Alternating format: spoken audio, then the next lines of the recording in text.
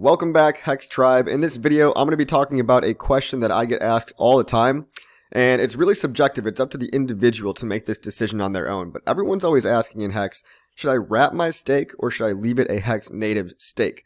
Now, this is a relatively new option that we haven't always had up until about a year ago when Hedron launched. For those that don't know, the Hedron protocol in Hex basically unlocked a brand new functionality for HEX Stakes, which is essentially wrappable stakes, wrapped stakes. What does that mean? It means that stakes become portable if you put them in a wrapper and you can give them to other addresses on the blockchain. And there's a variety of benefits that go along with this, but there's also some cons. So I'm going to go over the pros and cons so that by the end of the video, you're going to be able to decide what works well for you. And really, there is no right or wrong answer. Okay, I want to be very clear about that. There's no right or wrong answer, but it's something worth thinking about because in certain situations, you may want to consider wrapping your stake or you might not. Stick around till the end because I'm going to tell you why you might want to, but also equally as important, why you might not want to. So if you guys haven't heard of this website, it's called app.icosa.pro. I've gone over this on previous videos. It's a staking platform for Hex, but it's also much more than that. This is your one-stop shop website to connect your MetaMask account to and deal with all things Hex, but not only Hex, but Hedron and Icosa as well. So that means your Hedron stakes, your Icosa stakes, potentially buying back wrapped HEX stakes in the HSI auctions. And these options are all on the side toolbar right here on the left-hand side. See, I'm not going to be touching, staked HEX, staked Hedron, or even auctions, or the original HEX stuff today. I'm going to assume that for the majority of you guys, you should know the basics of staking. So before watching this video, if you don't know anything about staking, watch my staking video attached to my YouTube channel. But we're going to be on the Hedron tab, okay? We're going to be on the Hedron tab right over here, so make sure you're on this Hedron tab, and that's where you can have this ability to essentially wrap your stake. You can wrap your stake or not, it doesn't matter, but when you're creating a new HEX stake, you just have to make a decision. Do you want it to be wrapped and portable, and do you want the things that come along with wrapping your HEX stake, both good and bad? So it's really simple, guys. You would just be creating a stake as if it's any other HEX stake by clicking the Create Stake button here. And just like go.hex.com, just like all the different UI front ends for HEX, the protocol, you just enter how much you want to stake, 1,000 HEX, let's say, for 1,000 days. And when it comes to stake type, you either want to say native, which is the regular old-fashioned way. Okay, this is the way that I still do today. I actually do not use HSIs, and I'll explain why in a minute, so stick with me, okay? But you can choose native or encapsulated. And this new option, well, it's about a year old. It's not necessarily new anymore, but this unlocks new functionality that you might find yourself wanting. So we're going to click on that. And let's say I did want to make an encapsulated stake. I'd have to approve either the exact amount of HEX or unlimited. Now, it's pretty safe to approve unlimited HEX, but it's also a bit safer to only approve the exact amount of HEX. All this means is that I'm allowing this website protocol to use HEX on my behalf. So if I want to make a stake of 1,000 HEX and I approve that exact amount, that means if I come back later and I want to make a stake with 1,001 HEX, well, I only approved my limit of up to 1,000. So I'd have to run another transaction, which is another gas fee, which it's just more gas and makes things a little more complicated at the expense of a little bit of security in case anything ever goes wrong in this protocol. Because when it comes to token approvals, that's something you generally want to be careful when you're interacting with random smart contracts on the internet. But this smart contract is not random. It's been audited and working flawlessly for a long, long time now.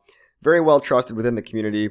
So to make things easier on yourself, you might just want to go ahead and click Approve Unlimited. That means if you want to come back later and make a 10,000 HEX stake, you can do that without having to click the button again and then pay another gas fee.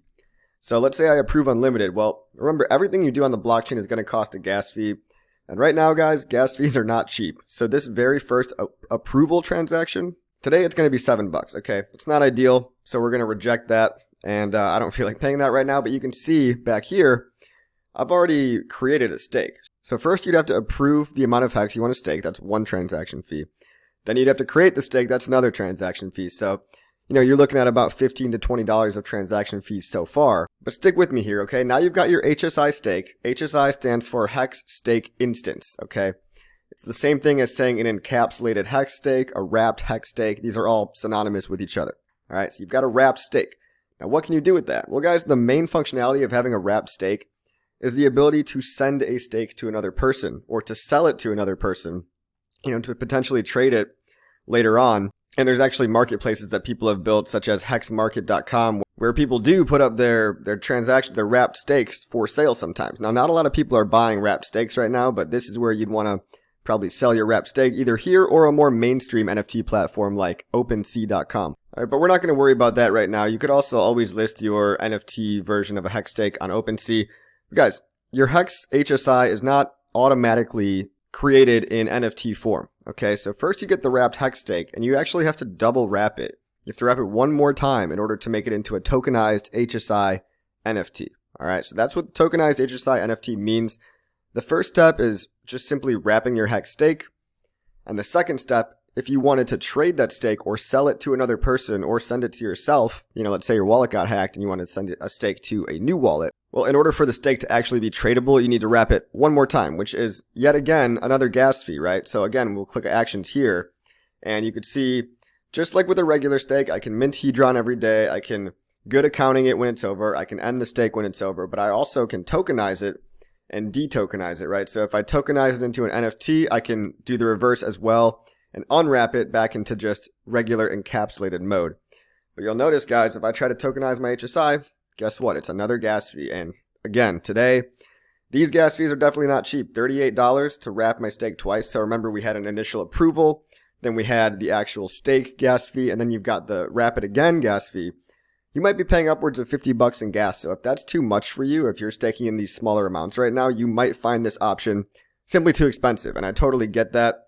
Again, I don't personally use this method yet, but I can see the argument for why people would want to use one. And I'm going to show you in just 1 minute. I'm going to talk all about it. So that's how the protocol works, okay? Having the HSI encapsulated is one thing, but then you have to wrap it again in order to get that stake in NFT form, and then have that HEX stake be tradable on any NFT marketplace, right? OpenSea, hexmarket.com, whatever. Let's go over the pros and cons in general, right? You might have already picked up a couple of these things as I was talking in the last screen, but the pros of this are essentially more security, more portability, and one day, a secondary market where you might actually be able to get some value for your wrapped stake. Now, what do I mean by security, guys? Just the other day, I heard about a guy who unfortunately got his house broken into and got robbed, and somebody stole his private keys, right? That's a very, very bad, unlucky situation. But he said to me, one of the things that would have taken a lot of the pressure off of his chest, if that were to happen to you or anybody, is the ability to simply rush to your wallet that's compromised, stolen, hacked, whatever, and rush to that wallet to then send those tokenized HSIs out to a different wallet as fast as you possibly can and essentially beat the hacker to the punch, right? It's a pretty good, valid use case, right? If anything, this is definitely my favorite use case of HSIs, is the security aspect of them, okay? The other two things, portability. All I mean by that is the ability to send it to somebody else. You could potentially gift a stake to somebody else, get one for your friends and family so that they don't really have to worry about them. But it also feeds into my next point, a secondary, what's called a bond market, right? So these things really aren't selling for very much money right now. There's not too many of them out there on the open market, and the ones that are out there are really not worth that much money because a lot of people made these 10-year stakes, and the stake has only achieved 1 out of the 10 years of time, let's say. And the days accrued in that stake just aren't really being valued very much by the market right now, especially because we're in a bear market and barely anybody has even heard about HEX yet, let alone this additional advanced functionality that I'm teaching you about today. But the theory is that one day there will be a secondary market that is more of a thriving ecosystem, let's say. And once we have this thriving bond market, it does add a more robust ecosystem within HEX. And it also gives you the ability to potentially bail out on your stake early if you wanted to still try to get some money for it. Let's say you have a 10-year stake, but you want to try to cash it out after 5 years.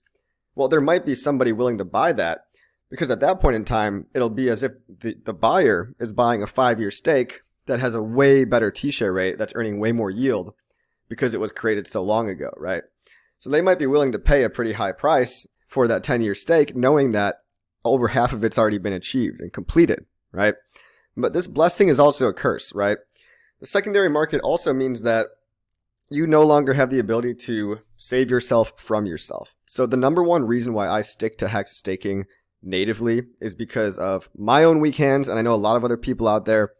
We've got weak hands, okay? And all the money in crypto, as we know, is made by long-term holders that can stand the test of time. It's easy to say, oh, I wish I would have bought Bitcoin at 1 penny and held it to $10,000, but would you really have done that? I know for a fact I wouldn't have done that, and I'm willing to bet that you wouldn't have done that either if you weren't actually locked in the protocol the entire time. So one of the beautiful things that I always thought was so great about HEX is that it does save yourself from yourself. It denies you the ability to fudge yourself out and get scared and dump all your HEX early when really the gains 5-10 years from now could be astronomical.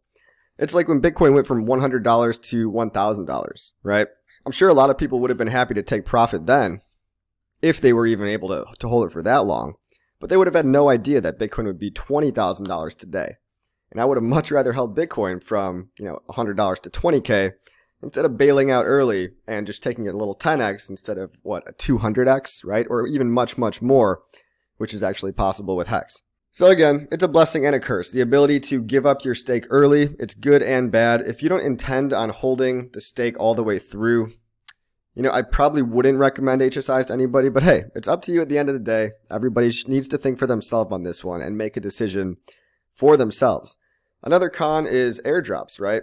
I know for a fact that I got a couple of airdrops in the past, Pulse Doge, Communist token, and a couple of other ones. If I go even farther into the past, let's say certain airdrops like the Uni airdrop, and all these airdrops together so far that I've achieved just from staking HEX probably equate to about $10,000 to $14,000 of just free money that's been airdropped to me simply by being a HEX holder and a HEX staker. But that was from natively staking HEX, right? HSIs often won't be counted in these future airdrops. And that's okay if you don't care about the airdrops, but I like when free money falls in my lap. And that's why I continue to stick to my native HEX staking just in case that happens again.